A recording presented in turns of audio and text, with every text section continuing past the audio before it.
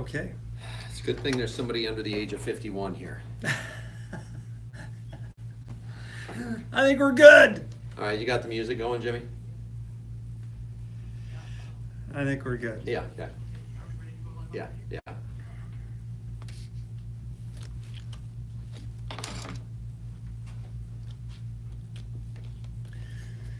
So this is great. So we can look at these two.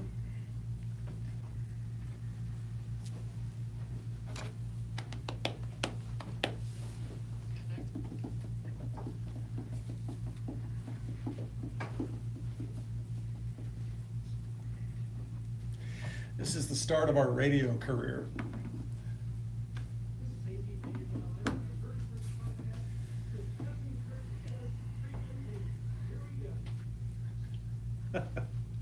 Hey, welcome all you triathletes, swimmers, riders, and runners, newbies and 10-timers, 8-hour finishers, or 16-hour survivors. We're age group gurus, doing the homework, gathering the insights, answering the questions to make us all a little faster, fitter, and fresher in triathlon training and on race day. I'm your host, Steve Harper, with Multisport Mojo and Tri Gear Guru. And alongside me is my good friend, Ironman certified coach, Kirk Taylor. Kirk, say hi. Woo, woo. Yeah. We're both age groupers, Ironman, triathlon, marathon vets, and everything else multi-sport in between. We're here to get you from start to finish. So remember to like us on Facebook at Multisport Mojo. That's all one word, where you can weigh in and ask questions, and we'll answer them in upcoming podcasts.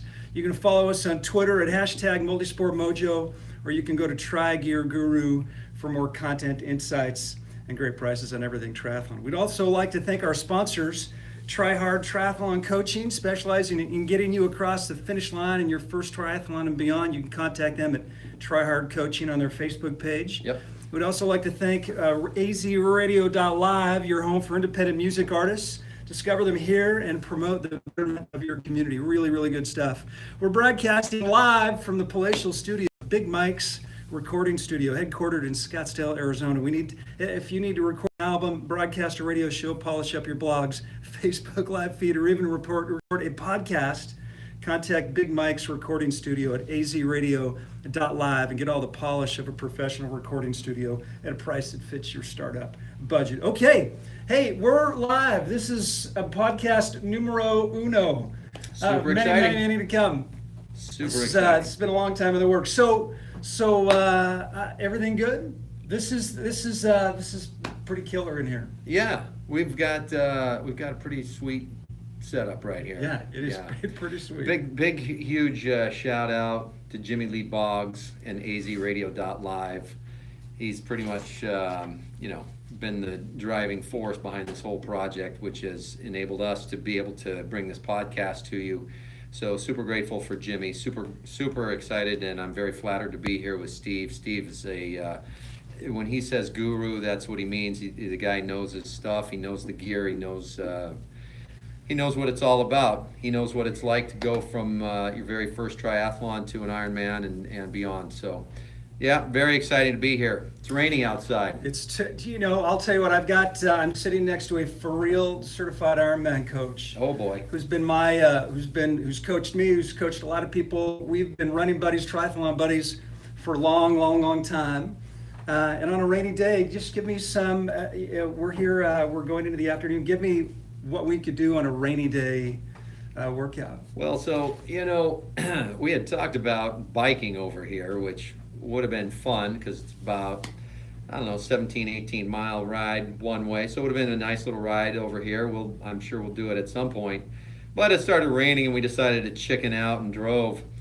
But when it's raining, it's a great day to hop on your spin bike. So are we ready for a little training plan for your spin? Give me a spin bike plan for a rainy day today. So this is a great spin workout. I do this all the time. So what you're going to do is you're going to divide up your ride into 15-minute segments. All right. So it's a 15-minute loop that you're going to go through as many times as you want. So, and in 15 minutes, you're going to divide into 5-minute increments. So your first 5 minutes is a pretty quick up-tempo spin. It's no resistance. You don't want to be that lady at the gym that spins at 150 RPM and is, generating 100 watts. You want a little something on that dial just so you're not freewheeling. That's your first 5 minutes, and you want to get your heart rate going. You're not at 80 or 90%. You want to be a good 70%. Your next 5 minutes is a seated climb. So you're going to crank up the resistance a bit. It needs to be a little bit more challenging to get the pedals around. You're probably going to be sitting at this point maybe at 80 RPMs, something 70, 80 RPMs, something like that. So it's a seated climb. Your last 5 minutes are out of the saddle, so you're really going to crank up the resistance. You're up, you're working, and then so that 5 minutes is a standing climb. And the last minute of that climb, so you kind of got a good 90 minutes this morning. It was a great ride. I watched the first episode of Making a Murderer. Yeah, really fun. Workout, sweat. Great programming. A little movie watching. Yeah, documentary. Tell me about it. Is it helpful? I know a lot of people listen to music or don't like to listen to music. Is it helpful when you're on your spin bike watching a movie? Does it help the time go by? Can you stay focused? What do you do? I don't have a spin bike. Oh. Yeah. So when when it's raining, I'm out there, man. I'm getting soaked. But I've got headphones. I've got my Beats, and I'll put a podcast on, or I'll listen to music. Absolutely. I think it helps the time go by. So that may be a topic we'll want to address at some point, Yeah. whether you're riding with headphones or not. Your spouse may not be too crazy about that idea. Obviously, it's if you're planning on doing an Ironman branded race, whether it's a 70.3 or a full, you're going to want to train a lot. You're going to need to put in a lot of miles without anything in your ears. Yeah, to get used to it. Mm-hmm. Yeah, because obviously you're not allowed to have headphones in. Right. But when I'm on the spin bike at home, oh yeah, they're better. The TV's on. Something to keep in front of you. Absolutely. Yeah. Because the scenery gets pretty boring pretty quick. What I want to know is, how do you catch all the sweat? Where's the sweat? When you're inside, and you got Oh. the spin bike in your living room, do you towel Great up? question. Are there blankets all over? Are you covering the sofas? Because I've seen you sweat. I know it's got, and on the spin bike, and Yeah, it's it gets wet. 72 in there. It gets wet. So I've got my spin bike in my room, in our bedroom, and there's an extra piece of carpet, a big, huge piece of carpet under the bike. Yeah. Of course, I've got towels. A lot of people will do yoga mats, Oh. throw down some yoga mats, towels. Obviously, you want to try to keep the puddles to a minimum that are forming on your floor. Yeah. It's a no walk by zone when you're spinning, I would imagine. Yeah. Well, speaking of that, there are times we've got little ones at home, and there have been a number of occasions, where the 3-year-old walks into the room, and you're sitting there on the spin bike, and who knows how hot that flywheel gets, right? Yeah. And they want to come up and you start yelling, "Get away from the bike! Step back from the bike! Don't get any closer!" Dad, we've got donuts. So far, we haven't lost any fingers. Knock on wood. No, that's good. Well, good. All right. Well, there's your rainy day workout. Thank you. Yeah. Hey, every podcast we're gonna have a topic that we want to talk about. We've got the pro that can give us some insight, and then we'll bounce it around back and forth. Today, we want to talk about your first triathlon, and if you go to our Facebook page at Multisport Mojo, we want you to weigh in on your experiences in your first triathlon. And so we thought what we'd talk about is some of the expectations. You know what? If this is your first triathlon, and if you're doing an Ironman, if you're doing a full, for your first triathlon, that now you're in heady company. But Hats off to you. Right. So what were you expecting? How did you do? What did you learn? And how did that impact race number 2? So I want to bounce that at you, Kirk. Tell me about your first triathlon. I'll tell you about mine. And let's talk about that. Let's talk about, because what I think age groupers who listen to this that we all want to learn from is listening to somebody else's experience. You and I have both bounced around a ton of questions. Once you say I'm doing a triathlon, You get a couple of different responses, right? You get people that say, oh my gosh, I'm like, Ironman, holy smokes, you get that. And then you start to find people to ask questions of what was it like? How did, how late did you finish? What did you do for nutrition? How much did you work out? How much time did it take? Was it 4 months or 8 months? Did it take you a year? Did you have to lose weight? I mean, what kind of bike did you ride? There's so much to talk about in your first triathlon. So tell me about your first triathlon and what you thought and what got you into this, because I think it's a great story. Well, many years ago. So for me, this was 2002. I had been working for 5 years as a stockbroker / financial advisor. I'd put on all kinds of weight, and I finally got sick of it and decided that's enough. I had a goal of 300. I didn't quite get there. Had a final weigh-in December 31st, 2002 at 279. So, everybody's got a dream. I came close to mine. Well, donuts. Yeah. Not enough. I believe me, I ate as much as I could. And anyway, that following year started running. I just committed to run 3 days a week, and I'd go out, and even if it was no more, that first mile, that first day, New Year's Day, just about killed me. And so that was that first year, and the weight just really started to fall off. I was very careful about what I ate and how much I ate, and was down a good 80 pounds a year later. And wow. Yeah, and there was a guy I went to church with that said, you should run a marathon, you should do a marathon. So I went and did a half marathon. That was pretty exciting. That was about a year after I'd started losing the weight. And then... how are you feeling right now? At that point? Yeah. Oh... Top of the world? It's night and day. Yeah. Yeah, it was transformative, really. Yeah. I mean, it was kind of like having your life back. Huh. Yeah. And so then... So later that summer, I did a full marathon, and I also thought, I've always wanted to do a triathlon. I have got to do a triathlon. I've always wanted to. So I signed up for the triathlon down in Rocky Point, Mexico. And how did you find out about that? Just online, Yeah. Just doing searches for triathlons. It was a spring triathlon. I did this half marathon here in Phoenix in January. It was actually the inaugural PF Chang's, which was pretty cool. Wow. Yeah, this was back in the day, when a lot of races were a lot of people creating races and events. Anyway, first triathlon down in Rocky Point. We drove down the day before. It was raining cats and dogs. I mean, just absolute downpour. We get into town, hunkered down in the hotel room. Next morning, head out to the marina and the hotel, and everything is just wet, sopping wet. As a matter of fact, they had to delay the race start because it was still dumping rain. So we all huddle in this little cabana. I'm nervous as all get out. I'm wearing my wetsuit for the day was a wakeboarding suit. So I'm in, some cheap $50 wakeboarding suit. That was all I could afford. I figured it'd be good enough with short sleeves and, went down to the knees. Yeah.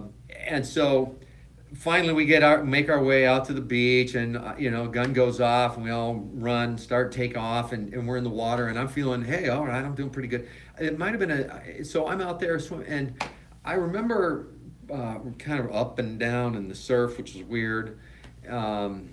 And I remember glancing to one side, and I see this group of like hardcore triathletes, and arms are just flying everywhere, and I'm thinking, wow, I suck. This is really bad. That's what I'm supposed to look like, and I don't know what I look like over here. Something not that. Well, anyway, get out of the water, get into transition. I had a whole change of outfit.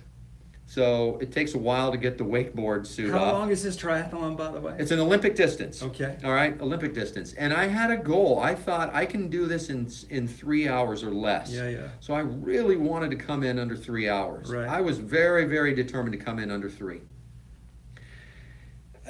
So you come in. Yeah, and gonna my change your wife clothes. is yelling and screaming at me in transition, hurry up, because she's seen everybody come flying in, tear off the wetsuit, and just jump on the bike and go, and here I am putting on my cycling jersey, putting on my biking pants, getting the socks on, getting the shoes on, get the sunglasses on, get the helmet on, get the helmet buckled. And about 20 minutes later, I'm ready to get on the bike. So I take off on the bike. Again, the streets are muddy and wet, and it's just nasty. And I've only practiced on aero bars. I don't even know if I practiced. I had just had the aero bars put on for this event. And so I'm out there, trying to figure out how to use these things. We get back in. There's this massive puddle we ride through, which honestly makes for one of the coolest triathlon photos I've ever. seen that picture. It's super cool. Because they positioned a photographer right there at that puddle that you have to ride through at the end. And then once again, I get back into transition, and it's a whole new change of outfit. Yeah. Take off the cycling, get on the run shirt, the run shorts, the shoes, the Pam hat. screaming. Yeah, same thing. Yeah, wife's on the sidelines. Come on, go, go, go. And I'm thinking, would you just relax? I need to get this stuff on. How are you feeling? I was excited. Were you gassed or were you? No, I had a good half marathon. I was Yeah. in pretty decent shape. The training at that point was, I was pretty serious about the training by then. So I was working, pretty hard, and I was on track to do a sub-3. It was looking like that was long transitions still. It was going to be possible. So get out there on the run, 6 miles. It's up and down this hill, and it was a pretty cool run, I have to say. And I come in, and it's 3:03 on the clock. Oh, I was. Were you? So I was excited to finish the disappointed? first. I was excited to finish the first Yeah. triathlon. Like, wow, Right. I did You this. did I it. actually did a triathlon. I swam in the ocean. I did, Yeah. wow, I did this. But I was so mad. Oh. I was so mad for 3 minutes. And Pam afterwards, my wife says, "Hey, if you had done, if you'd hurried it up in transition, you would have come in under 3 hours. I was trying to get you to go, and you just, took way too long." So that was my first. It was the Olympic distance down in Rocky Point. They still do a Rocky Point try. It's a much better swim and much better course these days than it was 16 years ago. Yeah. But it was cool. It was a great experience. So a lot to learn. There's plenty to talk about. But now let's talk about your first triathlon. Listen, my first triathlon was, when I started thinking about triathlons, I'd been a marathon runner for a long time marathon runner. I thought, I got triathlon. This is way out of my league. So I used to work at Intel, and a project took us over to Kona.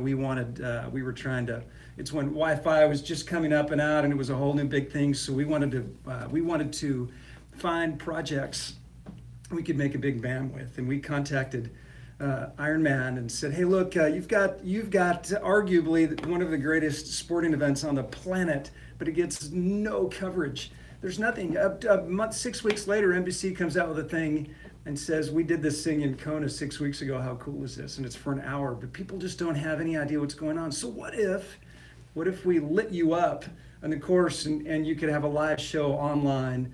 And they took it, and we went out there, and so there I was, race morning, my feet in the water, right at the swim start, and the cannon goes off. Next time I've got an NBC camera over my shoulder, the cameraman over my shoulder. So you're sitting there on the pier. Oh my gosh! In Kona. For the swim start. right? I've got a press pass, so I've got all access. That was amazing. I've got the NBC guy over my shoulder. Boom! They hit it, and the salmon run starts. And in that instant, I thought, "Oh, I got to do this." The endorphins kicked to a level that I had never felt before. That was like 2003? 2004. Yeah, okay. 2004. So Yeah, that's yeah. So I come home and I get with my buddies and I say, "Someday, man, someday I'm going to do this." Someday took a while, and and I kept running marathons. And finally, this buddy here next to me came up he said, I want to do a tri race, and we're going to do it in our neighborhood. And we'll go to the pool that we swim at, and we'll use the parking lot for transition. We'll get on the bike, and we'll do a 5K ride, and then we'll come around. We'll do a 5K. What do we do? A 10-mile ride and a 5K. It was a 16-mile ride. Okay. It was a 4-mile loop. So four times around the 4-mile loop. Yeah, good. Okay. Well, all I was trying to do was grind, because all I thought about was that swim start with the NBC camera and how I felt. And we got in the water, and I went out. as hard as I could. I got on the bike. No wonder I only thought it was a 5K, because I think I was a little bleary getting on the bike. 16 miles. I can do 6. I think I borrowed a road bike from somebody. I was in. I just looked. I had my swim shorts on. I'd put my bike shorts over them to get out of Right. there as fast as I Sure. could, and I got off on the bike, and I think I got done with 2 loops and thought, oh man. I thought, well, I'm a marathoner. I got this, and I was gassed. I was taking baby steps the whole time. Got across. Kirk made it a really fun. I think you were giving out candy for prizes, Yeah. and we had this finish line. All the kids and families were out there. It felt like a big event. But so that was my first organized triathlon. Well, it was really unorganized, but yeah, it was Right. an I official think I triathlon. think I got a pack of M&Ms for Yeah, my. okay. For my The Tiotwaki Tri. Yeah, we had a buddy that had an epic crash on the bike. Oh my gosh, bike up in the air on his back, still clipped in. Bikes like you just inverted him. It was epic.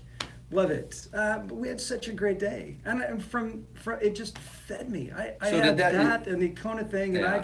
I wanted to keep doing them. So that guy, the bug got in you. Oh, big time. Yeah. Big time. Well, what did you, so you're coming off, I mean, yours was, shoot, you travel, you go down there, you've got your sweetheart rooting you on. What did you think at the end of the race? Did you think, I got to keep doing these? I got to, what's this Ironman thing? Because I know the rest of the story. So, You know, what happened? well, when we were down there, I decided, I have to do another one because I have to beat the 3-hour mark. So I was really hung up on that. So I was really determined to go sub 3 for whatever reason. I'm a guy that likes to look at the watch and look at the clock and, measure pace, and there are people, there are a lot of us out there that do this sort of thing, and I think I have a somewhat mild to moderate case of measuring stats and keeping track of my stats. I think there are a lot of people that are way more into it even than I am, if you're on Training Peaks or whatever and you're using all this data collection. Right. No, I wanted to do another one because I was determined to beat that time, for one, and I knew I could because I'd spent so long in transition, right? It was kind of like, okay, now I really need to figure this out. So I ended up getting contact lenses, so I didn't have to fiddle around with glasses, on the bike and run. And my parents got a pair of cycling shoes for me. Wow. Tri shoes. Everybody's into this. Yeah, well, yeah. So, and I was riding a road bike with aero bars slapped on it. I still ride that same bike today. So the bike I'm on it's a good 20-some years old. It's. And you know how you'll see this bike in a race? If you're at an Ironman race, you'll see him passing you. Well, there was a day when that used to happen, but anyway, so I just thought, I remember going to the second race. It was the Mountain Man Triathlon in July up in Flagstaff, and there was a guy in that race wearing a jacket that said Ironman Finisher. And what happened? I looked at that guy like I'm not even worthy to come within 10 feet of that guy. I just, that is unbelievable that I'm in the presence of somebody who has finished an Ironman. I know, it's ridiculous, but I was pretty much in awe. I just figured, that's impossible. How could you do all of that in one day? Yeah. It's impossible. There's no way. Yeah. Well, anyway, so I did that Mountain Man, and I don't think that was an Olympic. There was an Olympic distance later, did hit the goal later that fall, so I was really excited about that. And then later that year, word comes out, this is late 2004, word comes out, we're opening a race in Arizona. We're meaning Ironman Arizona. And it was in April. Next April. Yeah. Mm-hmm. And I thought, okay, this is my chance. Here it is. Here's my chance to do the impossible, right here in my own backyard. But I didn't sign up. It was, $325, which by today's standards is really cheap for an Ironman. Right? So, but I just thought I can't spend $325 to sign up for a race, so I didn't sign up. And then I see an article in the paper that said Ironman Arizona sold out. Oh. And I thought, oh no, no, no, no, no, no, no. And so in my mind, the next couple of days, I started crafting this email that I was going to write to World Triathlon Corporation, to Ironman, and say, look, I used to weigh almost 300 pounds. I've worked and I'm down to, 190 now. And this is a dream that I've had ever since I heard about Dave Scott and Mark Allen battling it out in Kona. And please, just one more spot. Just let me in, please. Yeah. I'm a local guy. Yeah. So I had this email all figured out in my head. And a couple days later, I see another article in the paper. Ironman Arizona opening 50 more slots. Bam. How long did it take you? 2 minutes. Yeah. I grabbed my wallet and I was on the computer and I signed up for my spot. And then reality sets in. Oh my gosh, what have I done?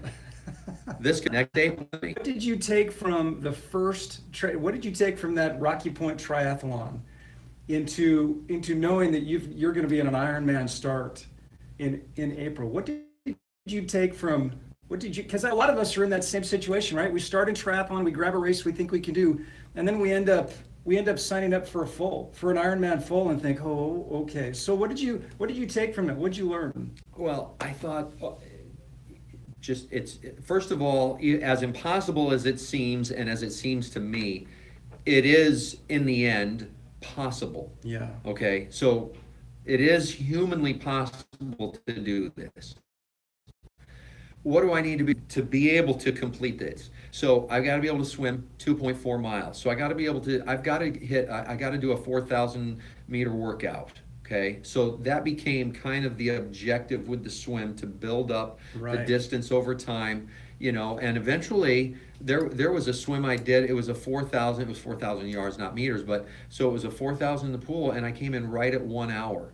So I thought, okay, that's strong. That's really strong. That's for me, that was a really good workout. Did you feel gassed when you got done with it? Kind of. I mean, I swam pretty hard. Yeah. I mean, because I had to maintain a 130, 100, which I know for you real swimmers out there is like, you could sneeze Listen, at but that. this is That's your first. laughable. If this was your first full and you think you've got a 1 hour target. Well, I was thinking, I knew it would be a little more than that, so Yeah. I figured, okay, an hour and change, Right. whatever, hour 10, hour 15, Okay. whatever it's going to take, because you're not pushing off walls, and Right. obviously you're a little faster in the pool. So, and then obviously I have to be able to do a 100-mile bike ride. So I thought, I need help. I'm going to join a tri club. So I joined Phoenix Tri Club. Right. What a difference that made. That was huge, because every Saturday it was a long group ride. Right. Oh, that was amazing. And could you bounce ideas off other guys? Absolutely. You're riding questions? shoulder to shoulder with guys who have done it. Right. Guys that are training for it. Yeah. The camaraderie, the encouragement was everything. I mean, I really made it a point and enjoyed going out on these group rides. Yeah. Nobody ever got dropped. No one was ever left behind. Yeah. It was just a great group of people. Confidence building with My every ride. first 100-miler was a group ride. Wow. With Phoenix Tri Club. Yeah. And then there were events that they did, and guys in the club and girls. There were other events, and we'd be like, okay, you're going to go do this one? Yeah, sure. So we'd all show up in our jerseys, and I mean, there is a great benefit to being in a tri club. So between that and then one of the guys that I met in the tri club had just started coaching, and his real job was teaching fighter pilots to fly F-16s. Sheesh. Yeah, way cool guy. I mean, this guy's like Tom Cruise, the triathlete version. He had done Kona. That's what I want people to think about me. You're the triathlete Tom Cruise. When you look at me, do you Totally. think Tom Cruise? I'm thinking Maverick all the way. You are Maverick. Yeah. You are Ironman Maverick. Okay. Awesome. Iron Maverick. Bam. It's a new moniker. All right, there's a new URL. Iron Maverick.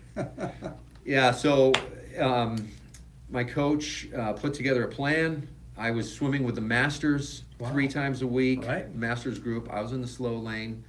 But you were there. The day came, and it was a magical day.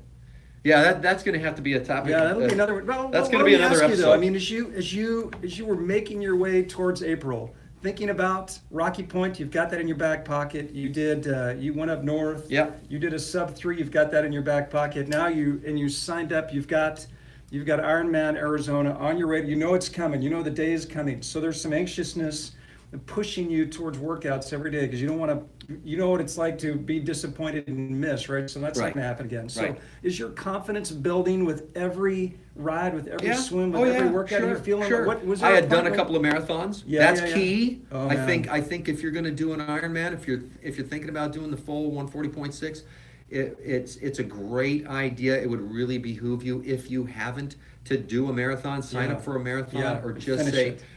yeah, and finish it, because then you know I have gone this distance. Right. I can do this distance. Now, Yeah. granted, it's not after a long swim and bike, but at least you know what 26 Right. miles feels like on your feet. Were you feeling like, at what point did you feel like I can do this? Was there something, was there a bridge you crossed? Was there a line you crossed and you thought, I think I can pull this off? Probably at about mile 20 of the bike that day. I don't know. Was there for you before your first Ironman? Well, I mean, for me, I did a bunch of 70.3s. For me, I looked at when You I did was do a lot watching of Kirk halves do first. full after full after full after full, and I was the guy doing marathons thinking, man, I'm that someday guy. Someday I'm going to sign up for. And I finally signed up for 70.3, and when I did my first 70.3, and it was St. George. Whew, That man. is a different Oh man, that's a 70.3. beast of a. Yeah. The ride is a beast, and that run is a beast. Yeah. But I got done with that, and I had Kirk in my ears saying, "Hey, listen, if you can do this, if you can do a full. Oh, I don't know. And it another 70.3 and another 70.3, and I think I did 8 or 9 70.3s before I signed up for my first full Ironman. You did a and even bunch. then, man, standing in that swim queue, you know, I don't know if I think it may be about halfway in the marathon. I thought, okay, I think I can finish. Right, I'm exactly. gonna finish. Yeah. We all, and then wanting to do another race and another race. What would you say is what's something we could expect to learn, or give me a big takeaway from your first race? Wow, a big You know? takeaway from the. Well, okay, for me, really the biggest takeaway. Maybe I'm going to have to go with two things, I guess. First of all, was just that it is possible. The Ironman motto, if we can plug them, and I got no problem plugging them because it's been a big part of my life, obviously. And I love the motto. It is anything is possible. There is something to me that is divine about that. I think that's a true, correct principle, gospel-centered principle, if you will. There's something divine about that anything is possible. And you work and prepare. Now, it's possible that anything could happen too. Right. You know, sometimes things happen, but for me, it was just an unbelievable day. Number one. Number two, you can't do it alone. Mm. And for me, it was first and foremost my wife being so patient with all of the training and so tolerant. I can't tell you how many Saturdays I was gone all morning until 11 or noon. You know, she was very, very patient and very tolerant. And so it takes, if you're married, you've got to have some buy-in from your spouse, Right. because the training for something like that can be pretty time consuming. Right.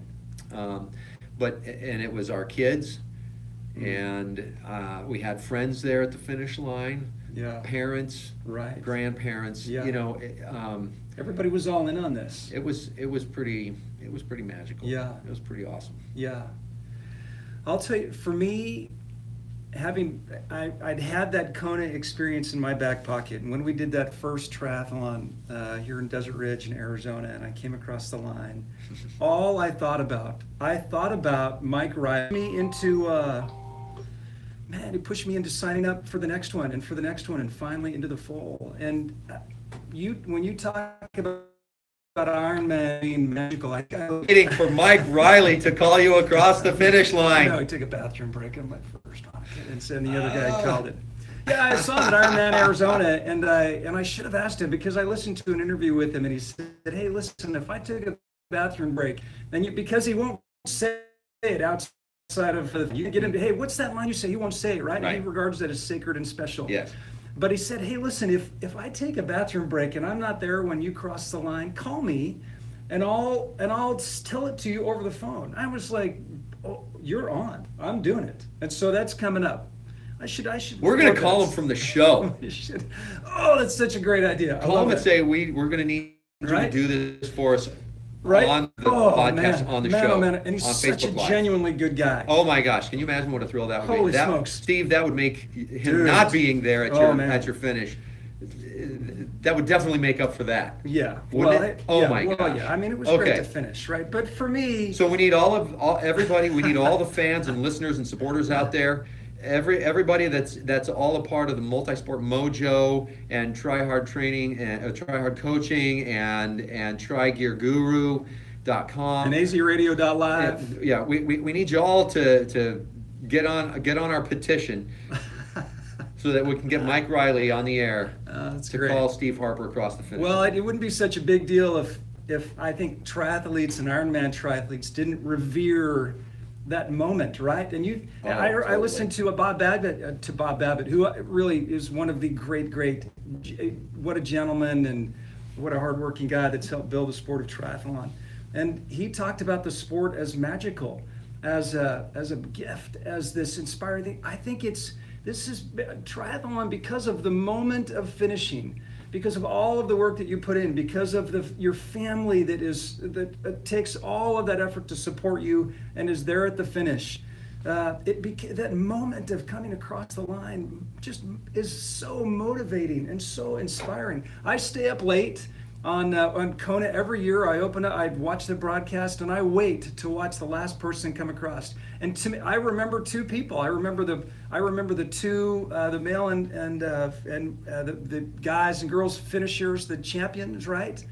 And I remember that. I want to see that last person come in because it's that last hour and that last person is what this, for me, is what this is all about. I'm never going to win. I'm never going to win my age group, right? But I'm going to finish, and that feeling inspires me that I can be a part of that community, a community of inspiring people. The only hope I've got of winning an age group is if I outlive them. Right? Isn't that Bob Babbitt's motto? I'll be 94, 95. Right. Oh, I love it. Yeah. Well, hey, listen, as we close this up, I just want to ask you, we want to answer questions from you. And so if you go to Multisport Mojo on our Facebook page and you ask those questions, what we'll do is we want to answer those questions back in the back. Hey, listen, we're here for you. We're all about age groupers and about trying to build a community where we can listen to one another and help one another, right? And so we want to have that format. So I'm just going to bounce one question to you, Kirk. And I heard this, they shot when I was at Ironman Arizona, they shot this out to the panel. Regular gels or caffeinated gels? What do you think about that? Whatever they have on the course. Is that what you do? Do you train with something and then use that in the race? Or I don't use the mocha gels. Yeah. I don't know. I take the gels that they hand out on the course and then Yeah. I use them for training runs later. Yeah. Oh, you take the extra zone. That's right. Yeah. But you use I like bring my own. I'll train with something specific, and then I'll bring, if it's a marathon or a tri, my special needs bag, which will be another super fun conversation. I like to have my gels, ones that I know work. So I listened to a coach say, and I thought this was really good. I'd never thought about this. One of the coaches, the answer at the pro panel or the coaches panel said, I like caffeinated gels, but I like to use a regular gel, then a caffeinated gel, then a regular gel, then a caffeinated gel. I don't like to keep it up too high because I'll get gassed. And wow, that was pretty good. Cool. Hey, anything else? What's on next week? Next What are we week, talking about next week? I don't know. Next week, I don't know. What do you want to talk about next week? Special needs bags. Well, let's talk about I don't special know. needs.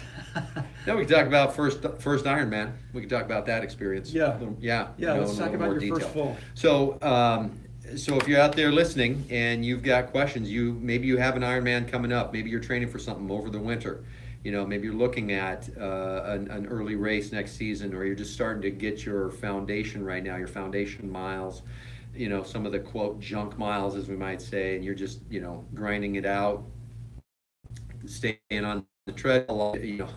A lot of people have to train inside this time of year, so you're on a treadmill, you're on a spin bike, you're in the pool. Anyway, let us know what you're going through and what's on your mind. Especially if you're getting ready for a first bowl, we'll talk about that next week. Yeah, we certainly want. I think we've got a lot of things we want to talk about. I get a lot of content and feedback on Tri Gear Guru, but conversation. We want to talk about the things that you're interested in talking about. So put it out there. Hey, listen, I want to thank all of you for joining us today.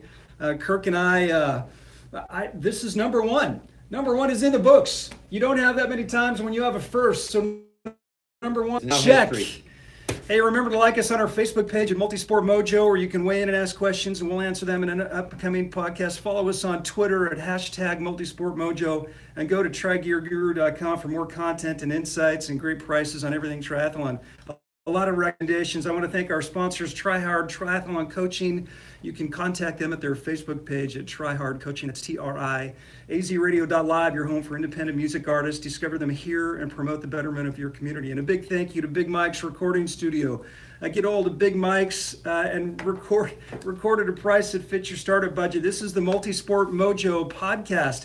Age group gurus doing all the homework and gathering the insights, answering the questions to make us all faster, fitter, and fresher in triathlon training and on race day. We're here to get you from start to finish. All right, let's talk about training plans and coming out of our first triathlon next time. I want to thank everybody. Thank you, Kirk. From start to finish, and that would be the finish. Bam.